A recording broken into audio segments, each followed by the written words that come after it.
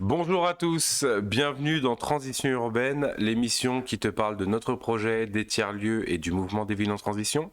Donc aujourd'hui, Transition urbaine, c'est exceptionnel. Nous avons le plaisir et l'honneur de recevoir sur le plateau Madame de Comarmont, maire de Cachan. Bonjour Madame de Comarmont. Bonjour. Donc très heureux de vous avoir aujourd'hui à l'antenne. Je rappelle aux internautes et aux auditeurs en fait le pourquoi de cette interview. Donc du coup en novembre dernier nous avons voté notre nouveau projet associatif. Et dans un des axes du projet associatif, l'axe numéro 3 en particulier, il y avait donc agir pour la transformation de la société, pardon.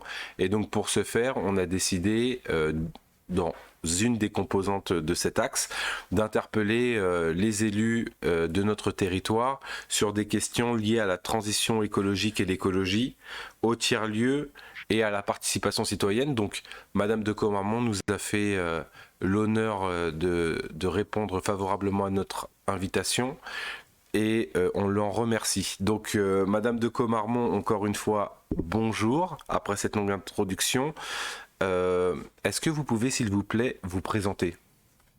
Oui, bonjour et d'abord merci pour votre invitation. Donc, je suis Hélène de Comarmont, Hmm. je suis maire de Cachan, vice-présidente du conseil départemental du Val-de-Marne, en charge de la protection de l'enfance, voilà, qui est un autre sujet très important dans les politiques publiques. Et donc, je suis très heureuse d'être parmi vous aujourd'hui pour parler de transition écologique et de démocratie aussi, Oui, participative et de tiers-lieux. Voilà. tout à fait, tout à fait. Et donc pendant ce grand entretien, je vais commencer donc par la première des trois thématiques que vous avez citées, donc c'est l'écologie et la transition écologique. Et la première question pour rentrer dans le vif du sujet, c'est quoi l'écologie pour un maire? Je dirais que c'est un des défis majeurs auxquels nous avons à répondre dans la fonction de maire et pour nos communes. La transition écologique et le changement climatique, c'est vraiment un sujet qui pour moi est une priorité. Et puis on a vu avec l'accord de Paris, avec l'engagement des États, la nécessité en fait d'agir à tous les niveaux. Donc les États ont leurs responsabilités, mais au niveau des collectivités et des villes, on a aussi une responsabilité à assumer pour porter en fait les éléments de la transition écologique. C'est ce qu'on a appelé l'agenda des solutions, ou c'est la théorie du colibri, c'est-à-dire que chacun doit apporter sa pierre en fait pour qu'on arrive collectivement à lutter contre le changement climatique. Donc c'est une priorité pour cela. Et puis aussi parce que pour moi, la transition écologique, c'est une manière d'apporter des réponses en fait dans le développement de la ville, la transformation de la ville, pour améliorer aussi la qualité de vie des habitants, être dans une ville plus respirable, être dans une ville où il y a des circulations douces, être dans une ville où on peut être connecté à la nature. Voilà, donc c'est aussi une responsabilité locale qui est très importante de porter tous les sujets de la transition écologique et de les concrétiser pour les habitants sur l'ensemble de nos territoires et particulièrement bien sûr à Cachan. Aujourd'hui, avec la crise de la Covid, on voit qu'il y a beaucoup d'habitants qui se posent la question de quitter la région parisienne, par exemple. Oui, bien sûr. Et donc, ça pose vraiment la question de comment on fait pour faire en sorte que dans une ville comme Cachan, à 2 kilomètres de Paris, on puisse apporter des réponses à toutes les questions qui ont été posées par cette crise sur la connexion, le fait d'être dans des espaces ouverts, la connexion à la nature, voir le ciel, être voilà, en Bah, capacité. je suis très content de ce que vous dites et donc je me permets d'enchaîner sur une autre question. Est-ce que pour vous, donc, Cachan est une ville en transition? Oui, alors il y a un réseau des villes en transition qui définit un Oui. certain nombre de critères. Mais pour moi, oui, Cachan est une ville en transition. Et il faut d'ailleurs absolument poursuivre ce chemin-là. Je dirais que c'est une démarche qui est continue en fait, hein, à être en Bien, transition. bien, bien sûr, donc justement par rapport à ça, au mouvement des villes en transition, il y a un réseau de citoyens qui sont structurés et qui ont travaillé à apporter des propositions aux élus Mm. et ils l'ont matérialisé sous forme d'un pacte, le pacte de la transition. Est-ce que vous le connaissez? Oui, tout à fait. Je Mm. le connais. Il y a pas mal d'engagements, hein, d'ailleurs, Ouais. ou Vous- de euh, thématiques qui sont c'est portées. c'est ce que j'allais demander, si vous aviez pris des engagements de ce pacte dans votre programme électoral. Oui. Alors, peut-être plusieurs choses. D'abord, pour dire que moi, je Mmh, trouve intéressant que des citoyens portent des évolutions et une réflexion, en fait, sur ces questions écologiques. Du coup, je rebondis un peu là-dessus en mmh, disant que ce pacte pour les villes en transition, il porte un mmh, certain nombre d'exigences. Et puis, on a aussi eu la Convention citoyenne pour le climat, qui a porté beaucoup de projets et mmh. que je pense qu'il y a une responsabilité gouvernementale de mettre en œuvre et du président de la République de mettre en œuvre ces projets. Donc, je pense que c'est important et que les citoyens portent en fait les orientations Bien sûr. et les priorités qu'il faut porter en la matière. Alors, sur les engagements municipaux qui ont pu être Mmh, pris dans le programme municipal, d'abord, il y a beaucoup de le programme municipal que j'ai porté avec d'ailleurs en rassemblant d'ailleurs également les écologistes et l'ensemble des forces de gauche de Cachan, il y a beaucoup d'engagements écologiques qui ont été pris, mais si je dois en citer mmh, quelques-uns, il y a par exemple la question de la sobriété énergétique mmh.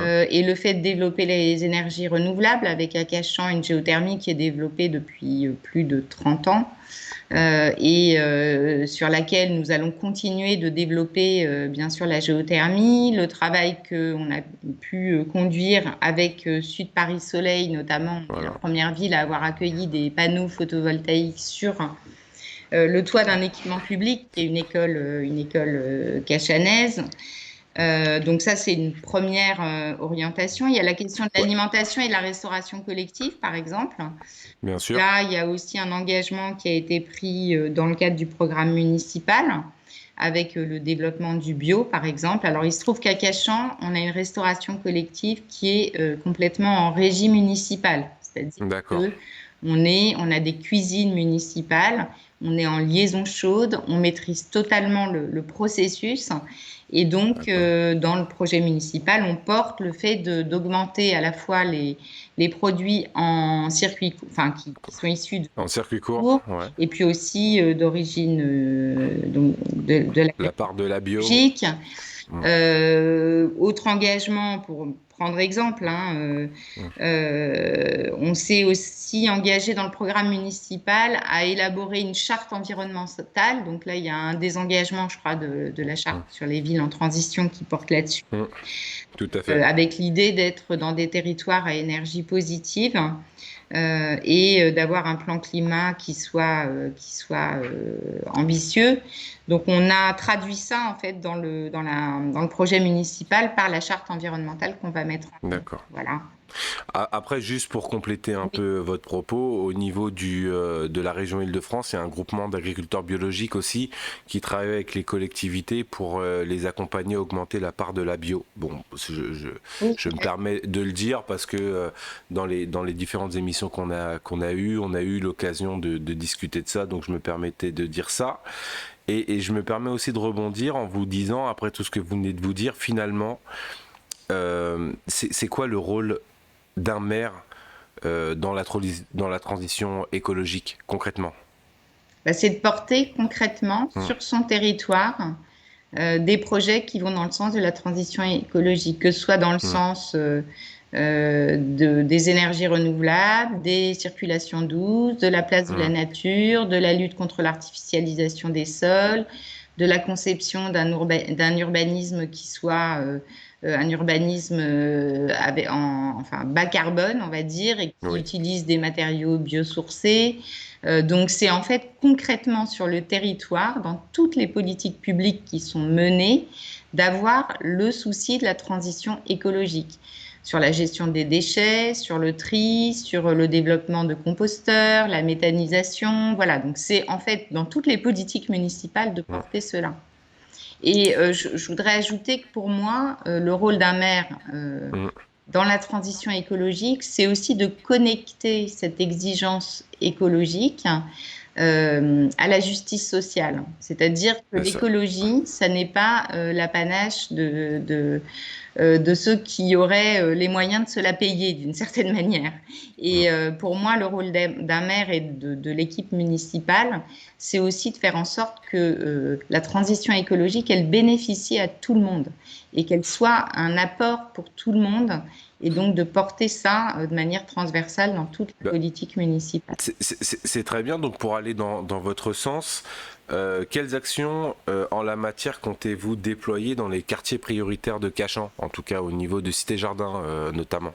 Alors, on a effectivement à Cachan, il y a un quartier prioritaire politique de la ville. On a aussi un quartier des quartiers en veille, oui, c'est tout le à fait. quartier de la Plaine. Et puis, je dirais que Cachan est une ville qui est aussi populaire, et moi je le revendique parce que je pense qu'il y a un réel enjeu à ce qu'on puisse avoir à Cachan, à ce qu'on puisse conserver la mixité sociale qu'on a aujourd'hui. Et donc à la Cité Jardin, mais c'est vrai à la Plaine, puis c'est vrai, je dirais, dans tous les quartiers de la ville, parce que moi je compte continuer à développer l'habitat social, par exemple, y compris dans le centre-ville et dans tous les quartiers de la ville. Donc il n'y a pas, je dirais qu'il n'y a pas des quartiers différents d'autres. L'idée, c'est vraiment de construire les choses collectivement. À la Cité Jardin, donc c'est le bailleur, c'est Val-Office. On travaille avec Val-Office sur un certain nombre d'actions. Je pense qu'il y a des actions, notamment, vous savez, dans le cadre des QPV, il y a une exonération sur la taxe foncière. Dès lors c'est la TFPB. Tout à fait. Dès lors que les bailleurs portent des projets, en fait. Et donc, il y a eu un travail avec certaines associations, d'ailleurs, pour, avec les associations de locataires, porter des projets de transition, notamment au travers du développement de potagers urbains ou voilà, sur des questions qui peuvent relever de ces problématiques-là. Il y a aussi un autre sujet, c'est l'implantation, par exemple, de l'accorderie. De l'accorderie de Cachan. D'ailleurs, on leur passe le bonjour. Oui, on leur passe le bonjour. Bonjour voilà. à tous et toutes. L'accorderie qui est implantée dans le quartier prioritaire politique de la ville. Et c'était à la fois une volonté municipale, au sens où on a recherché justement à pouvoir les accueillir, mais surtout, je voudrais saluer la volonté ferme et très forte qui était portée par l'accorderie de pouvoir s'implanter là précisément, avec l'idée que le travail réalisé par l'accorderie, les propositions finalement d'échange, de travail collectif, de réseau social, de lien social, et puis d'apport de services entre les habitants, devait aussi s'implanter là. Ça fait partie aussi de la transition, en tout cas. Je pense que c'est aussi l'idée que on peut s'entraider, qu'on n'est pas toujours dans une logique marchande, mais plutôt dans une logique de vie collective. Et donc, je les remercie d'ailleurs pour tout ce qu'ils font en la matière sur le site. D'ailleurs, j'en profite aussi pour dire qu'il y aura aussi prochainement, si les conditions nous le permettent, les Journées de la Terre qui vont aussi se dérouler au niveau de ce quartier-là. Absolument. Voilà. Donc, avec un gros travail qui a été réalisé. Tout à fait. Heureusement, l'année Covid ne nous a pas beaucoup aidés quand même pour développer les manifestations qui avaient été pensées et travaillées par l'ensemble par les uns et les autres. Et vraiment, je sais que ça a été très compliqué et j'espère qu'on va pouvoir bientôt reprendre une vie normale pour pouvoir réaliser tout ça. Et donc, maintenant que vous avez dit ça, je vais vous entraîner en fait dans la deuxième thématique de notre entretien, qui sont les tiers-lieux, parce que nous, au niveau de la mine, on se revendique tiers-lieu dédié sur la question du réemploi, donc on a pas mal de briques. Je me permets pour les internautes de repréciser que notre activité principale, c'est la ressourcerie en atelier chantier d'insertion. D'ailleurs, la ville de Cachan nous a aidés dès le départ, je me permets de le dire publiquement ici. On a également donc un Fab Lab, un café associatif et différents ateliers de revalorisation. Donc ça, c'est quelque chose, en fait, des lieux hybrides comme ça qu'on porte, ça fait partie de notre ADN. Et Madame la maire, je voulais vous poser la question, savez-vous concrètement ce qu'est un tiers-lieu? Bah, la vie, Voilà. Oui, oui, vous l'avez oui, bien dit. sûr. Non, non, non, bien sûr, mais pas que. Enfin, il y Mais a, oui, y je a- y sais a pas bien. que nous. Mm, Pour moi, un tiers-lieu, mm, c'est un lieu hybride, vous l'avez dit, oui, qui rassemble des citoyens, voilà, qui mm, partagent un certain nombre d'activités. Il y a aussi la notion d'être sur des activités diverses. mm, C'est aussi un lieu qui est dans une logique participative, c'est-à-dire mm, sans être dans un fonctionnement traditionnel des entreprises ou des institutions ou même des associations d'ailleurs, et mm, donc qui portent des projets qui convergent vers la demande et qui répondent en fait à la demande des citoyens, et dans le sens aussi de la transition écologique, mais pas que, aussi mm. de comment on porte des dynamiques qui sont en dehors d'un système classique de consommation. Voilà. Donc, Tout à fait. aussi une manière un peu alternative de concevoir la vie ensemble. Voilà. Donc, je ne sais pas si c'est la définition Non, mais en tout théorique. cas, moi, je partage votre point de vue en la matière et ça me permet de vous demander si vous êtes favorable à ce type de structure, maintenant que vous avez dit tout ça.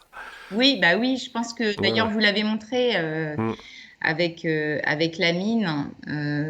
Et moi, enfin, je salue quand même votre démarche parce que merci. vous avez, enfin, vous l'avez porté et puis vous avez aussi fait en sorte que ça prospère, que ça continue de fonctionner. Mm, Vous avez un peu ouvert les portes et les fenêtres pour mm, diversifier aussi l'action que vous menez, à mm, la fois autour du réemploi, mais il y a aussi votre café associatif, il y a ouais. le côté festif, il y a le côté Mm. aussi réparation, je sais pas comment on dit, Ouais. réemploi en fait. Réemploi, tout Réemploi, à fait, ouais. Tout à réparation, fait. comment on se donne des coups de main, comment on apprend à réparer les choses et d'autres choses encore. Donc, je Mm. pense que bon, il y a d'autres exemples qu'on connaît bien, hein, les grands Bien sûr. magasins, par exemple, à Paris, qui ont porté Mm, pas mal de projets aussi en la matière. Donc, mm, moi, je pense que ça répond aussi à une attente des habitants de s'impliquer dans des projets en dehors des institutions et du mm, système de la démocratie représentative, de s'impliquer dans des projets et un peu différemment de ce qui mm. pouvait se passer dans le cadre des associations. Alors les associations, c'est évidemment très important, hein, mais où on peut être dans une association sportive, une association de Mm. solidarité, une association. Là, on est dans un lieu qui permet finalement de libérer et de partager des énergies pour développer des projets ensemble. Voilà. Donc oui, C'est ça. je pense que c'est une réponse aussi aux besoins de solidarité, de lien social, Mm. qui est une réponse très concrète et qui fonctionne à Moi, je peux me dire que je suis très content de ce que vous venez de vous dire vous venez de dire, et en tant que militant de ce type de lieu, comme vous le savez, moi, ma question, ce serait comment vous allez œuvrer pour déployer des tiers-lieux sur notre territoire et en particulier à Cachan? Alors, déjà, on vous a accompagné quand Oui, nous sommes non, mais bien sûr. installés. Non, non, mais je Oui, pense que l'histoire a un peu démarré là, d'ailleurs, hein. oui, tout à fait. C'est vrai, vous avez été assez Oui. précurseur quand même, hein, même par Hmm, rapport à des initiatives qu'on peut trouver ailleurs dans d'autres villes. Et l'équipe municipale, puis dans le projet municipal, d'ailleurs, on a cette réflexion en hmm, cours. Et la question, parce qu'il y a un lieu physique, hein, on voit bien que c'est pas Tout à quelque fait. chose de virtuel, hein, il faut Oui, se oui. retrouver quelque part. Donc c'est une réflexion qu'on a, par exemple, vous savez qu'il y a dans les projets que porte la ville, qui sont importants là dans le mandat, il y a le projet du quartier de la gare, Mm. où d'ailleurs, au passage, ça rejoint un peu le sujet précédent. On est vraiment dans la conception d'un écoquartier très exigeant d'un point de vue environnemental, notamment en matière de désartificialisation des sols ou de matériaux biosourcés et aussi de participation citoyenne à l'ensemble Mm. du projet de quartier donc. Et dans ce quartier, on a identifié que on pourrait y implanter un tiers-lieu, alors sans définir qu'est-ce que ça doit être, hein, parce que je crois que le principe, c'est Mm. justement que ce Justement. soit pas les élus, l'institution qui disent il faut faire ci ou ça, mais qui est bien une démarche des habitants, des citoyens qui portent un projet en fait. Mm. Donc on l'a imaginé là. On a aussi un autre grand projet à Cachan, c'est le campus Cachan. Donc là où il y avait L'ENS. l'ENS qui est donc parti, qui va rester un campus d'enseignement supérieur avec d'autres écoles qui arrivent. Il va y avoir aussi des logements, mais surtout, on va être dans un espace paysager qui va devenir un quartier de la ville. Et là aussi, on sait qu'il y a un besoin, enfin, et qu'il y aura des attentes en la matière.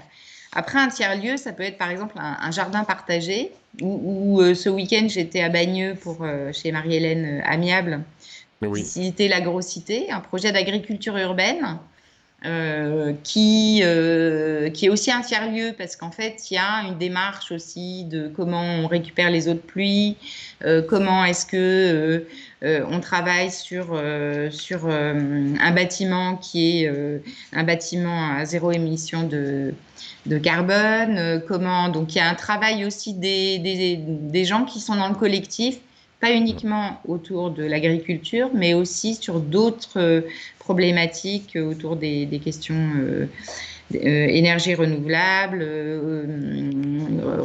recyclage des eaux grises, enfin bon, voilà. Donc c'est aussi un tiers-lieu. Et d'ailleurs, on a des jardins partagés, c'est un peu des tiers-lieux Oui. aussi, parce que on en a deux à Cachan.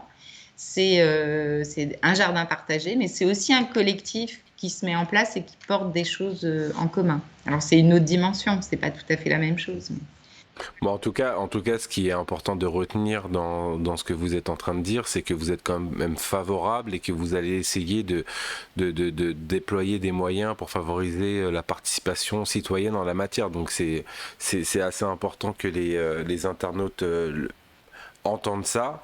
Et justement, ça me permet aussi d'embrayer sur la question des outils. Je ne sais pas si vous avez entendu parler aussi de l'urbanisme transitoire. Je me permets d'en parler puisque vous avez parlé des grands projets d'aménagement. Ouais. Et en fait, à Paris, en août de l'année dernière, il y a eu une charte en faveur de l'occupation temporaire d'espaces qui vont réaménager ou être détournés à des fins locatives, mais pas que. Enfin, vous parliez par exemple du futur campus de Cachan et de quid de ce que va devenir l'espace qui était occupé par l'ENS. Est-ce que vous allez utiliser ce type de levier en disant, bon ben, pour tester, par exemple, on peut laisser tel bâtiment vacant tant de temps à des citoyens ou à des associations pour tester des choses? Alors, en fait, pour moi, il y a plusieurs choses hein, Hmm. il y a l'urbanisme transitoire et il y a Oui, l'urbanisme tactique aussi, c'est-à-dire comment on fait en sorte d'accord. que, en matière d'urbanisme, d'équipement public, enfin d'espace Hmm. public, les citoyens soient mieux impliqués. Et c'est pas tout à fait la réponse à Hmm. votre question, mais Hmm. je voulais. Non, mais après on est là dans un temps d'échange hein, Ouais. qui est long, donc n'hésitez pas, hein, je vous en prie. Oui, ce que je voulais dire, c'est que l'urbanisme Hmm. tactique, c'est aussi comment les habitants, les citoyens peuvent reconquérir l'espace public avec des Hmm. projets à la mesure d'un quartier, et ça, on a pas mal développé ça à Cachan. Enfin, je dirais qu'on l'a Hmm. développé, mais surtout les habitants ont voulu le développer, notamment au travers du budget participatif. Tout Et à fait. aussi une occasion pour les habitants finalement de marquer et d'organiser leur territoire, leur quartier ou même la ville, hein, et donc d'apporter une touche que finalement, et c'est ce que je trouve intéressant dans les budgets participatifs, c'est que en fait, souvent, c'est des aménagements que les élus n'auraient pas nécessairement portés.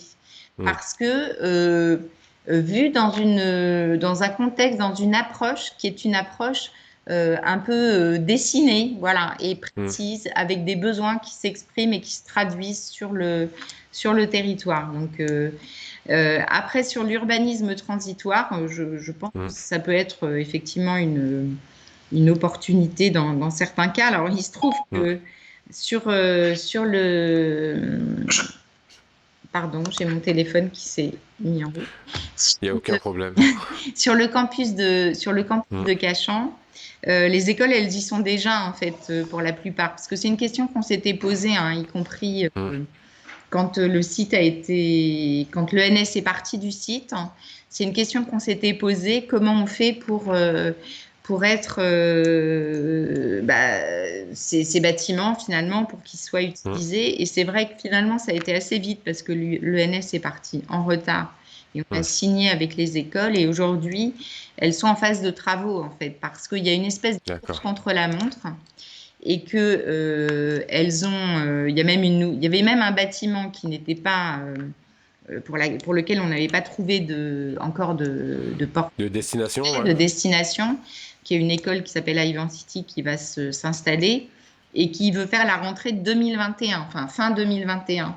Et l'EPF, c'est pareil. Donc aujourd'hui, il y a surtout beaucoup de travaux sur le site qui en fait ne permettent pas d'avoir un usage du site transitoire. C'est un peu compliqué en termes de sécurité, etc. Mais par contre, c'est vrai que c'est un sujet qu'on peut visiter et je ne suis pas opposée à ça. Voilà, vous n'êtes pas opposé, à ça. Oui, oui, pas du tout. Mais par contre, il peut y avoir un intérêt. Enfin, ce que je trouve en revanche, c'est que ça peut pas être qu'un urbanisme transitoire. Et pour moi, les tiers-lieux, ils doivent pouvoir aussi trouver une existence pérenne. Alors peut-être après, ça doit changer de forme, parce que dans le temps, le besoin peut évoluer, ou voilà, les projets peuvent s'arrêter. Mais je trouve que transitoire pour un an, c'est pas forcément facile à gérer non plus. Non, non, bien sûr. Et quelque part, on a aussi, il me semble, en tant qu'élu et moi en tant que maire, une responsabilité à ancrer dans le territoire des actions du type de celles que vous portez, mais qui permettent en fait d'intégrer dans le fonctionnement d'une ville des projets qui sont des projets citoyens de long terme, voilà, ou de moyen terme ou de long terme. Voilà. Mais justement, bon, après, moi, je vois très bien votre posture et les enjeux que vous avez, mais c'est vrai qu'il y a des citoyens ou des associations qui revendiquent justement ce droit à tester. Et donc, à un moment donné, si on part dans des logiques pérennes, ce qui est l'idéal, ça peut aussi ne pas permettre à certains porteurs de projets, justement, qui sont pas outillés, qui n'ont pas des grosses structures ou une administration derrière pour pouvoir se déployer. Oui, c'est vrai. Ça fait partie aussi de la réflexion de ces acteurs. C'est pour ça que je me permets de vous en parler. Donc voilà, c'est de toute manière, c'est une voie, on est dans la réflexion, on est dans l'échange, on est aussi là pour prendre un peu un temps long pour un peu creuser ces questions et savoir un peu votre position un peu sur tous ces sujets. Et par rapport à ce que vous avez dit sur le budget participatif, ça me donne l'opportunité d'embrayer sur la dernière thématique qu'on va aborder ce soir, qui est la participation citoyenne, qui est vraiment un levier très important et qui est au cœur justement de tout ce qu'on a dit, tout ce qui est écologie, justice sociale ou tiers-lieu. Et la première question que je voulais vous poser sur cette thématique-là, c'est comment les citoyennes et les citoyens cachanais s'impliquent-ils dans la vie de la commune ? Ils s'impliquent beaucoup dans la vie de la commune. Peut-être simplement pour dire que Cachan, mais c'est le cas d'Arcueil et d'autres villes, a la particularité d'avoir une vie citoyenne très intense. au travers des associations, mais aussi on a des initiatives dans les quartiers. Et à chaque fois d'ailleurs que les habitants de Cachan ont été sollicités pour participer à une réflexion citoyenne, porter des projets, on a toujours une réponse très très forte. Et donc c'est une chance en fait pour Oui, bien la sûr. maire que je suis et les élus municipaux. C'est une chance d'être dans une telle situation et d'avoir cette attente en fait de nombreux citoyens qui ont envie de participer au devenir de la commune et pas uniquement pour régler les problèmes du quotidien et les problèmes de chacun, ce qui existe, hein. Mhm. Chacun peut avoir des problèmes de stationnement, mais aussi parce qu'il y a une espèce de, enfin, je le dis sans, il y a une espèce de haute conscience des gens de la responsabilité collective, en fait, de décrire le devenir de la ville. Je pense que c'est lié au fait qu'à Cachan, les gens, il n'y a pas qu'à Cachan, hein, mais Mhm. se sentent appartenir à la ville. Ils sont chez eux. Ils ont une histoire là, soit une histoire de génération en génération, ça existe Mhm. encore, soit une histoire plus récente, mais ils ont trouvé un endroit où se poser, où s'arrêter. Ils ont envie de rester là. Ils ont envie que leurs enfants restent là. Et du Voilà, coup, c'est un vrai ancrage. c'est un ancrage qui fait que, Mhm. alors parfois c'est un ancrage, quand on est étudiant, on peut rester 5 ans et partir ailleurs. Mhm. Enfin, je veux dire, ça ne veut pas dire que tout le monde va faire sa vie là. Mhm. Mais par contre, le temps où les gens sont là, ils ont envie de participer, ils ont envie d'écrire une histoire. Donc ça, je trouve que c'est assez caractéristique ici. Je ne suis pas sûre que Mhm. ce soit le cas partout en fait. Et c'est vraiment Ouais. une chance. Bah, justement, je vais rebondir sur ce que vous dites par rapport au récit commun qui est écrit par les citoyens. Est-ce que vous pouvez nous raconter une expérience de dialogue citoyen qui vous a marqué? Oui. Alors moi d'abord, du coup, avec cette histoire-là que je ressens vraiment très très Mhm. fort, et puis pour des raisons aussi, comment dirais-je, d'analyse de la situation politique plus Mhm. générale, je considère que la démocratie participative, elle est extrêmement importante. Et que elle n'est pas en contradiction avec la démocratie représentative. Les élus, effectivement, ils sont légitimes, ils sont élus, ils assument des responsabilités, Mhm. et ça, c'est important. Mais par contre, la démocratie participative, elle vient aussi alimenter ça. Elle apporte une vision Mhm. supplémentaire et souvent très juste. Et moi, j'ai une expérience parce que quand j'ai été élue maire la première fois par le conseil municipal en avril 2018, j'ai lancé une grande démarche qu'on a appelée par l'ensemble de Cachan, Mhm. qui était en fait l'occasion de mettre vraiment tout sur la table avec les habitants pour leur dire c'est quoi pour vous les enjeux de la ville de Cachan demain. Mhm. Quels sont les sujets sur lesquels ça va pas, qu'est-ce qu'il faut faire, quelles propositions vous portez. Et ça a été un moment très intense pour moi, en fait, parce que, Mhm. bon, à la fois, faut se mettre dans une posture d'écoute. On n'a pas forcément la solution. Et j'ai trouvé qu'il y a eu pas mal de réunions, 2000 personnes qui y ont participé. Donc, c'était vraiment quelque chose Mhm. de grande ampleur, on va dire. On ne fait pas toujours ça Bien sûr. à tout bout de champ. Et finalement, ça a permis de déboucher sur vraiment des enjeux partagés, des propositions qui Mhm. étaient portées par les habitants. Alors après, on est d'accord, on n'est pas d'accord, on fait pas, on assume. Et d'ailleurs, à la sortie de ça, il y avait eu 100, il y a eu une centaine de propositions qui étaient portées. Et moi, avec l'équipe municipale, j'avais pris 20 engagements qui ont d'ailleurs été pas mal réalisés parce qu'en fait, c'était assez naturel. En fait, on était Mhm. vraiment dans un processus très positif. Et les gens, quand ils participent à la vie de leur ville, ils sont positifs en fait. Ils peuvent poser des Mhm. problèmes, dire qu'ils ne sont pas d'accord, mais parfois le débat, la controverse, ça crée justement les conditions de trouver des solutions. Mhm. Et Tout- donc, tout- très positif.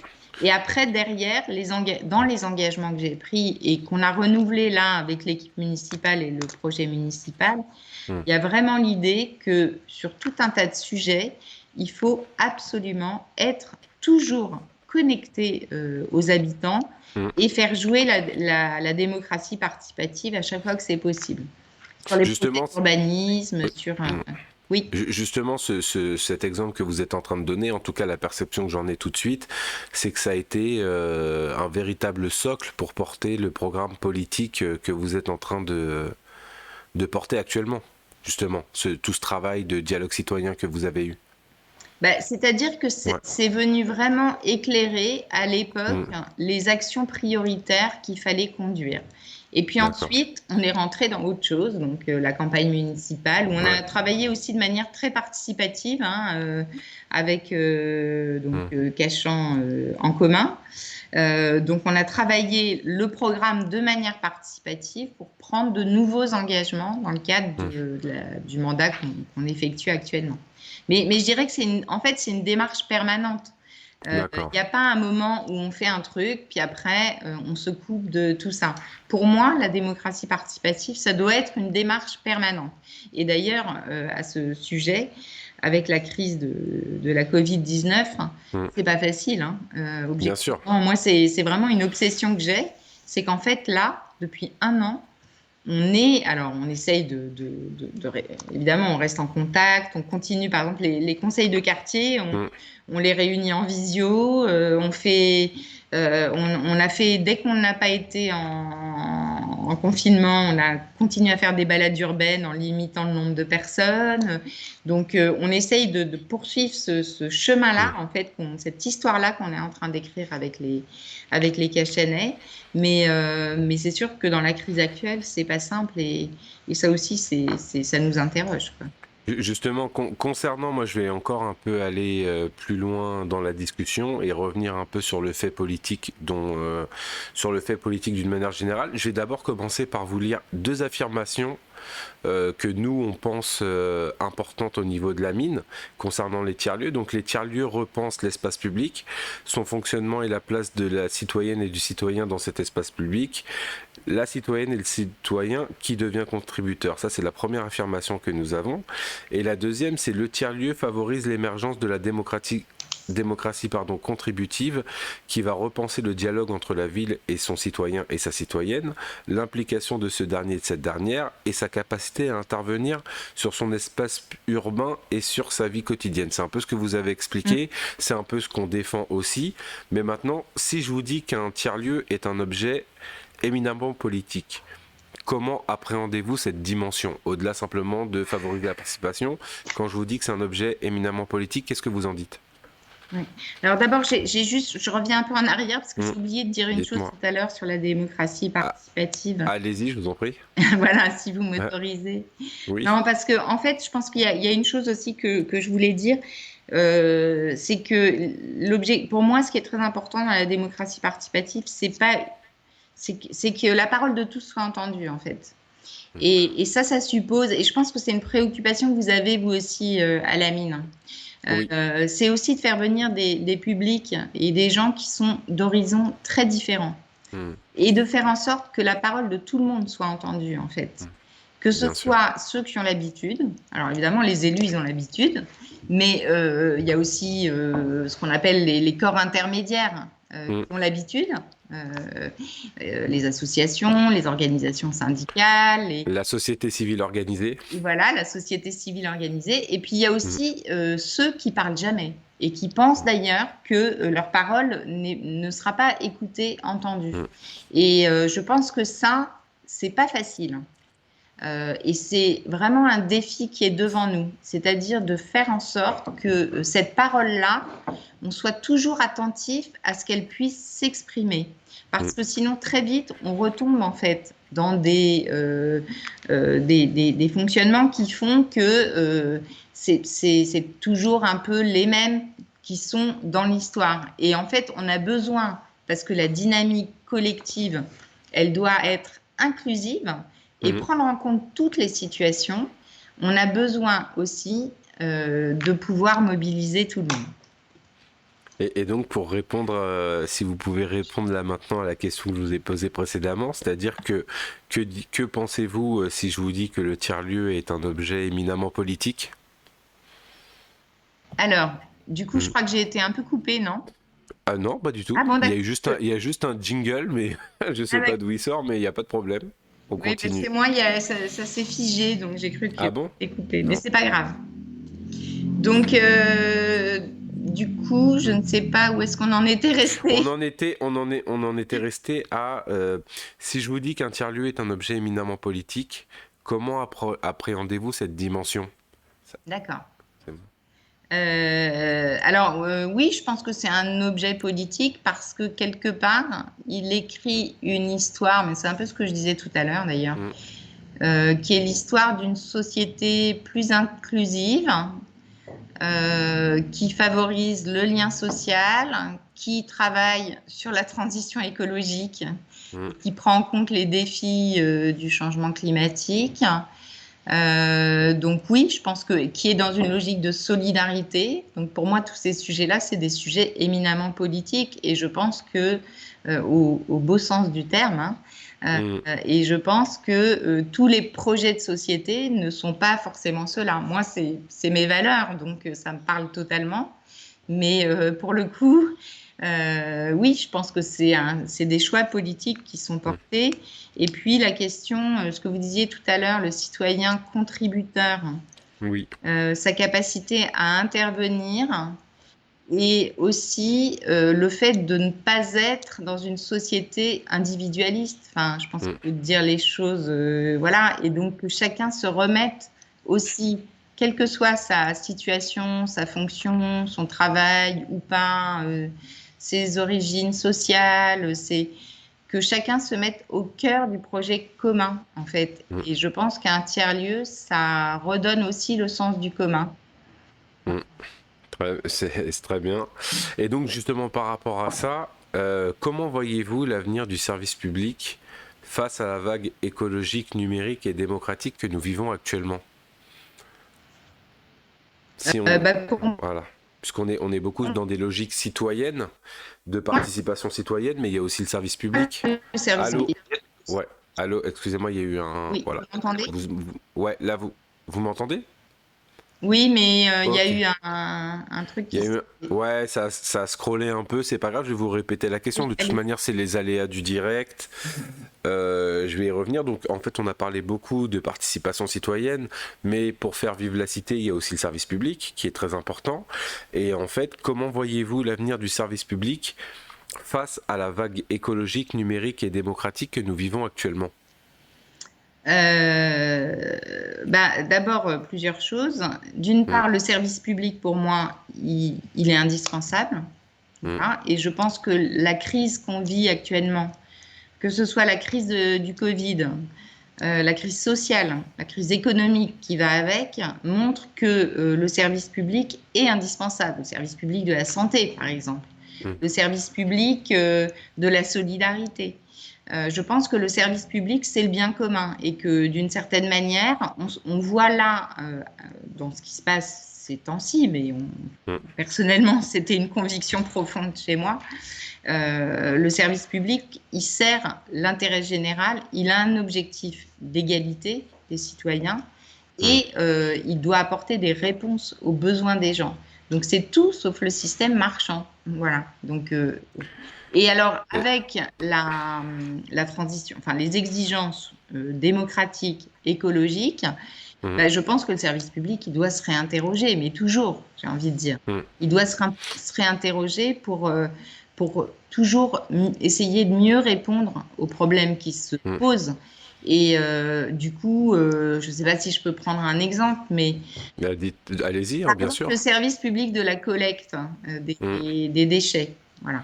Donc, on a un objectif de réduction des déchets. Ça, c'est la oui, transition écologique qui nous l'impose d'une certaine manière. C'est oui. une exigence.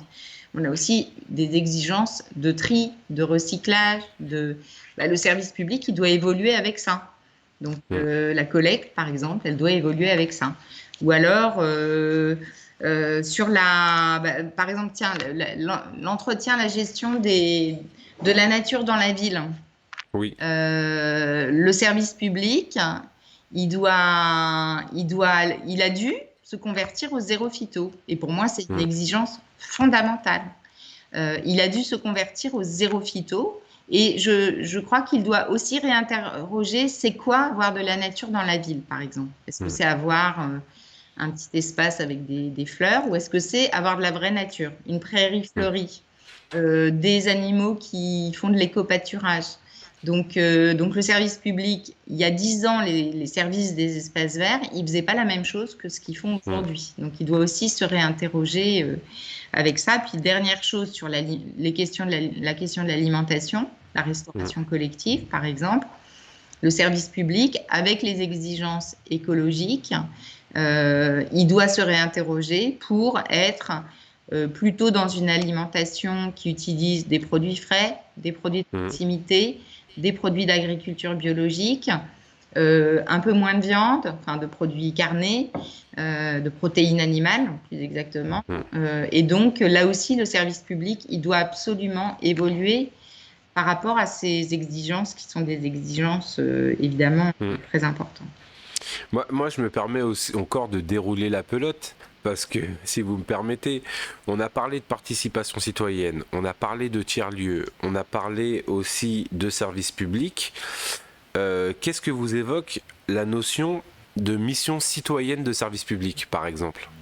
De mission citoyenne de service public?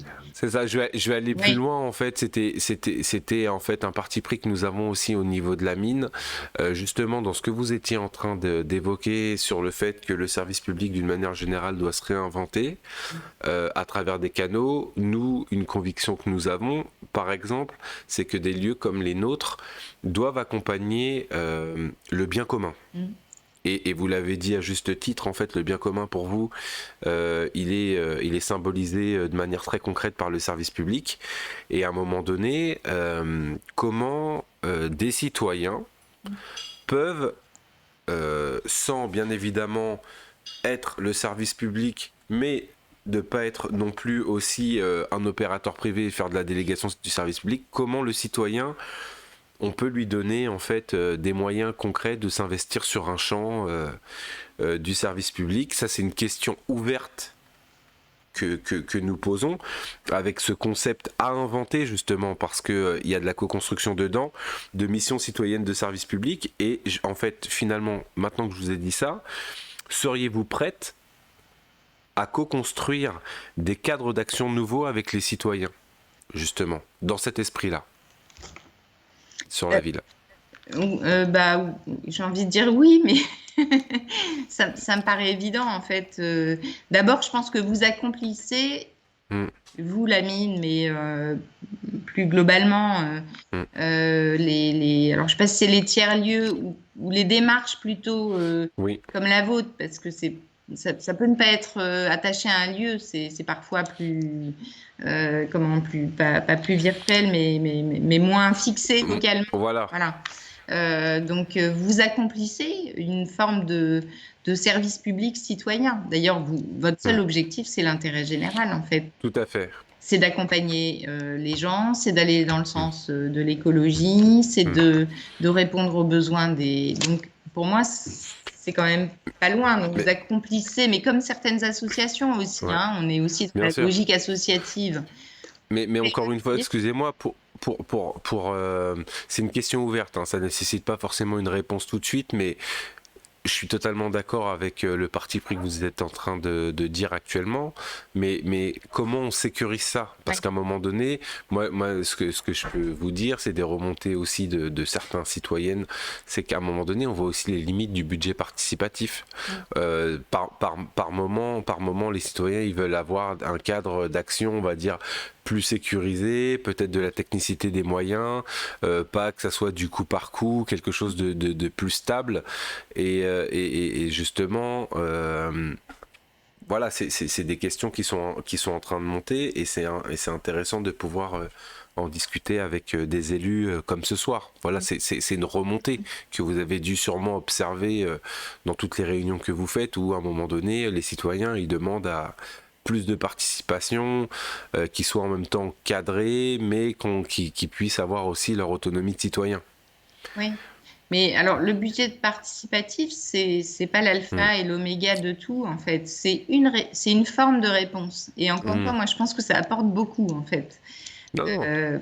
Par rapport à, par exemple, l'espace public. Et les questions environnementales, écologiques d'ailleurs, hein, là, dans notre Hmm. budget participatif, j'ai plus le ratio, mais un nombre très, très important de projets qui vont dans ce sens-là. Après, moi, je pense que la participation des citoyens pour la sécuriser et lui donner une sorte de pérennité, ça Hmm. veut dire qu'il faut la concevoir dès le début des projets et Hmm. au long cours. Et je pense que euh, pour moi, c'est un peu ce que vous dites d'ailleurs. C'est pas une fois comme ça et puis après il se passe plus rien. Et par exemple sur un projet sur l'ENS par exemple, sur le campus de Cachan, et d'ailleurs c'est ce qu'on a travaillé avec les habitants sur la charte promoteur construction Hmm. durable. Donc c'était l'idée de concevoir une charte qui soit partagée avec les citoyens et avec les opérateurs qui peuvent intervenir dans le champ de l'urbanisme même, Hmm. et de dire quels sont les critères, qu'est-ce qui est important de faire. Et en particulier là, on a pointé la nécessité de co-construire avec les citoyens un certain nombre de projets. Donc c'est D'accord. plus, je suis pas sûre qu'il y ait une réponse toute faite en fait. Je pense qu'il Non, non, faut justement, interroger. c'était une question ouverte. Hein. Oui, C'est des cadres d'action nouveaux à co-construire de toute manière, parce que je pense que c'est un travail qui doit être fait de manière plurielle. Et donc, du coup, c'est pour ça que c'était une question ouverte, sans forcément, c'est pour amener à une réflexion. C'est pour amener à une réflexion. J'attendais pas une réponse directement, mais c'est vrai que, en tout cas, je me fais un peu le rapporteur de ça. C'est quand même un sentiment et une envie des différents acteurs associatifs qui œuvrent pour la transition écologique d'une manière générale, d'avoir des nouveaux cadres d'intervention avec les pouvoirs publics. Parce que, et après voilà, j'aurais deux autres questions pour clôturer notre échange. Mais c'est vrai que il y a des lourdeurs. Il y a des lourdeurs administratives, il y a une technicité à avoir, et cette technicité, en fait, elle est excluante. Et il y a certains citoyens, il y a certaines citoyennes ou certains citoyens qui ont des idées, envie de participer sur des projets un peu d'envergure, qui manquent de technicité et qui veulent, on va dire, se former. Nous, on en accueille régulièrement à la mine, mais il y en a partout. Et, euh, et, et donc après, voilà, c'est compliqué pour elle de pouvoir se projeter, de développer un projet. Et je me dis que justement, dans tout ce rôle de tester, de pouvoir accompagner des dynamiques nouvelles et tout, le meilleur service qui peut accomplir cette mission, c'est le service public. mm, C'est l'action publique en fait, c'est la stabilité de l'institution. Donc c'était simplement voilà une réflexion mm. qu'on avait décidé Mais de vous porter, voilà pour ça. Mais c'est vrai que je Mm, partage le fait mm. que c'est pas forcément simple en fait et qu'il y a des C'est ça, cadres de travail, mais ça peut être vrai pour les élus aussi, hein, par rapport à une administration très experte. Hein, bien sûr. les élus, c'est d'abord des citoyens quand même. Hein, et quand on arrive Oui, dans oui, une oui, équipe municipale, on n'est pas censé avoir l'expertise ni administrative ni technique. Et donc c'est quelque chose auquel on est en tant qu'élu aussi confronté en fait. bien sûr. Après, donc c'est pas simple. Et je pense que il y a sûrement il y a sûrement de la simplification à rechercher dans les processus, ça c'est sûr. Mm, Et puis après, ben, on est quand même dans un pays avec des normes, avec des règles, avec des cadres législatifs, et donc quelque part, il faut quand même réussir à avancer avec ça. On a des contraintes, une bien collectivité, sûr. elle doit passer des marchés publics, voilà. Mm. Donc tout ça, c'est vrai que ça peut être enfin, désespérant parfois ou compliqué, ou ça peut freiner en fait les Ah, envies qu'on peut avoir d'aller vite, ah, de faire des trucs, d'être, voilà. Après, j'aurais presque envie de reprendre un peu le champ sémantique du développement personnel en disant que bon, malgré tout, on a quand même des opportunités parce que actuellement, on sent qu'il y a des lourdeurs, il y a quand même une exaspération générale et que tout le monde est à la recherche justement de solutions pour du mieux-être pour tous. Donc du coup, on est quand même aussi dans une époque où, voilà, on est dans de l'incertain.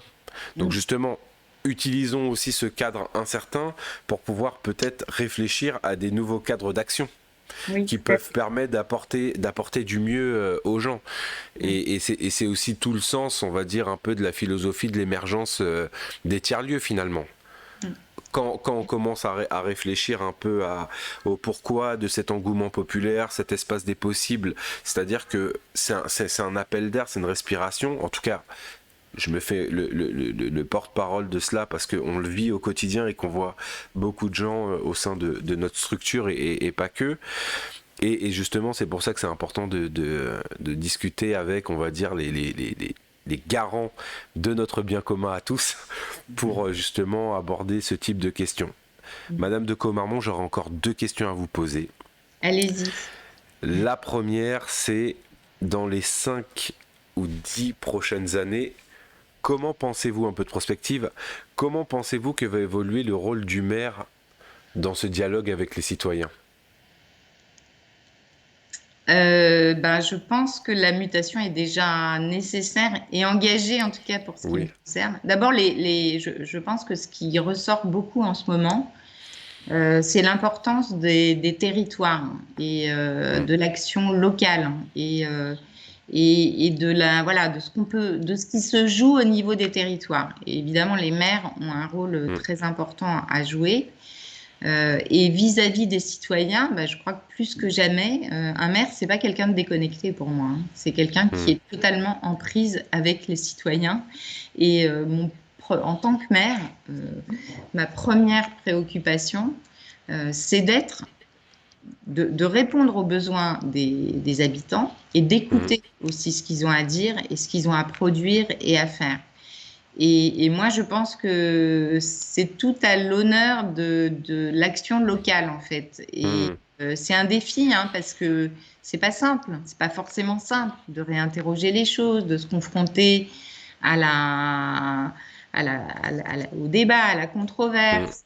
C'est pas forcément simple, mais c'est comme ça qu'on sera plus fort. Et moi, je suis persuadée que les maires, d'une part, ils montrent aujourd'hui qu'ils sont essentiels à la survie des territoires et dans la crise du mm, Covid. Franchement, euh, on se dit que de ce qui est venu du gouvernement, de l'État, a été quand même pas mal défaillant. Donc, mm, c'est un échelon qui est quand même très important, mais il ne se fera pas sans les citoyens. Ça n'existe pas, en fait, si les mm. citoyens ne sont pas là et pris en compte comme il se doit. Et aujourd'hui, avec la crise qu'on est en train de vivre, je pense que ça rebouscule tout aussi, hein. On va ressortir Mm. tout ça, sans doute avec le besoin d'écrire ce que c'est que le monde d'après. Comment est-ce qu'on va se projeter dans les 5 ou 10 ans qui viennent?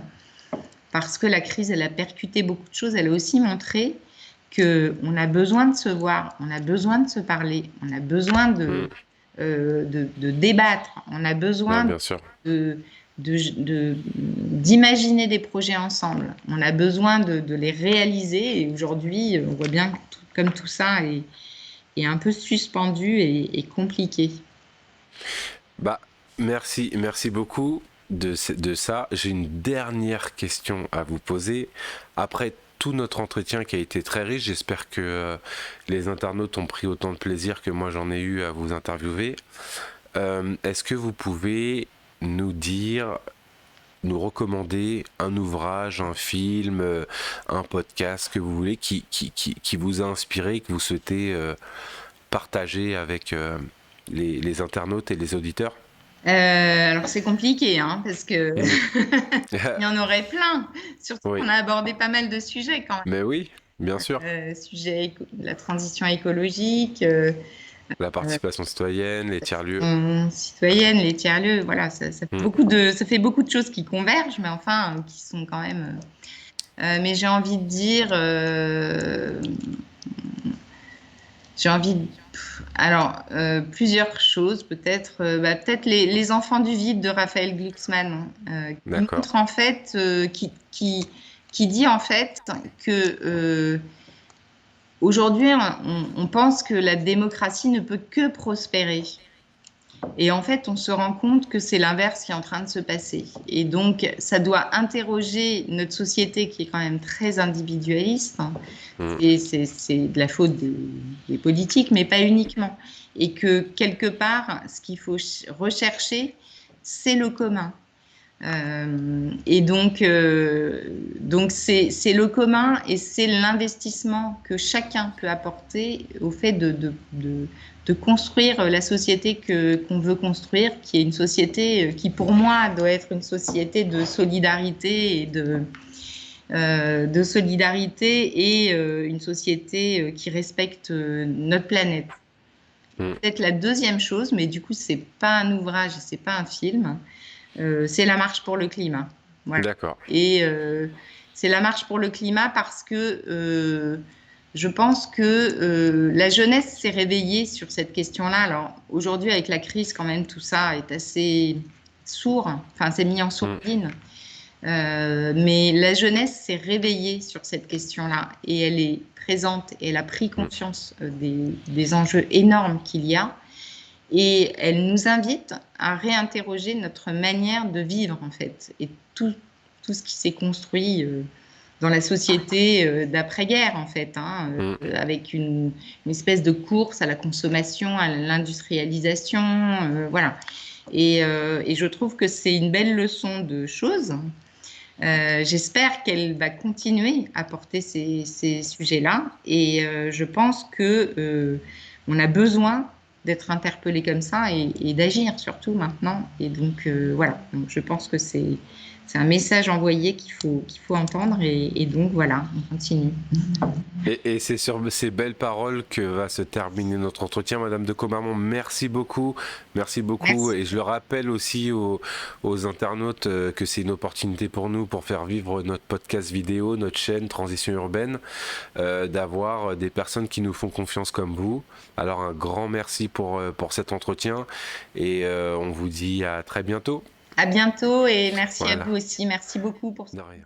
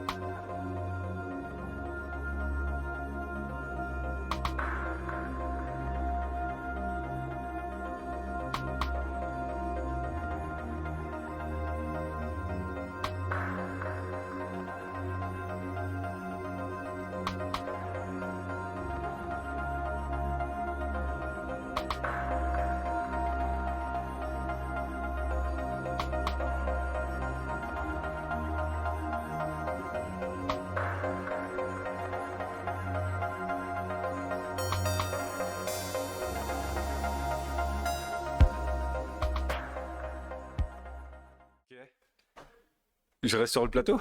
Voilà, c'est un petit anniversaire. Ah ouais? De quoi? De quoi? Happy birthday. It's a great Ah ouais? day. Ah ok. Bon bah ouais. D'accord. Et là il y a un nouvel anniversaire là? Bon anniversaire. Ah ouais? Happy birthday. Ouais. C'est cool. Et c'est en direct? Oh non. On voit ma tête aussi là? Non. It's your birthday. Merci beaucoup à tous pour mon anniversaire. C'est trop sympa. C'est trop sympa. Cool. Cool, cool, cool. Ouais. Merci l'équipe. C'est trop cool. Voilà, je suis tout seul. Tac, tac, tac, tac, tac. Non, franchement, c'est cool. Merci. Merci à tous. Mais là c'est en direct en plus. Hein. Attends, fais voir. Oh non! Je souffle. Ouais. Merci à tous. J'ai une super équipe, je les kiffe.